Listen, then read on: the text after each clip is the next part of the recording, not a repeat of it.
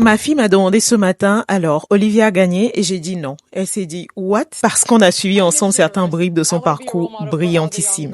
Et beaucoup se sont arrêtés à la couronne qui n'est pas arrivée. Et si toi aussi tu t'arrêtes là-bas, tu es en train de rater toute la leçon. Cette histoire va au-delà d'un concours de beauté. On a été longtemps conditionné depuis l'enfance à attendre la validation des autres.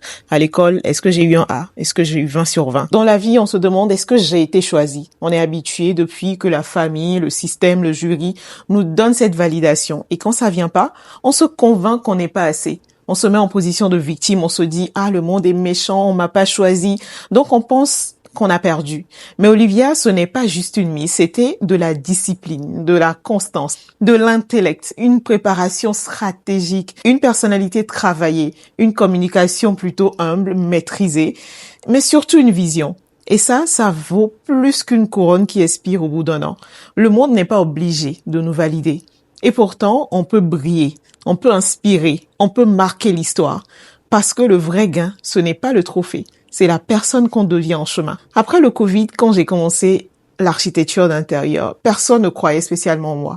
Je n'avais pas le niveau qu'il fallait, je n'avais pas étudié dans les grandes écoles, je n'avais pas de connexion, mais j'avais la volonté, j'avais cette rage jour après jour de pouvoir travailler sur moi. Même quand j'étais imparfaite, j'y croyais. J'ai été constante, j'ai fait des erreurs, je compte en faire encore. J'ai appris, j'ai recommencé et aujourd'hui, j'ai fait un petit bout de chemin et je travaille sur des projets waouh. Alors oui, Olivia n'a pas été élue Miss Univers, elle a fait mieux. Parce qu'elle a montré à toute une génération ce que veut dire le travail, la persévérance, la stratégie, la vision, l'excellence, l'humilité. Et si nos filles et nous-mêmes retenons ça, la couronne est quoi à côté? Arrêtons d'élever une génération qui attend qu'on la choisisse, qui s'apitoie sur son sort. Élevons une génération qui construit, une génération qui se valide, une génération qui travaille pour devenir inarrêtable. Alors, si tu n'as pas encore le niveau qu'il faut, travaille pour l'avoir. Si personne ne croit en toi, crois d'abord en toi-même.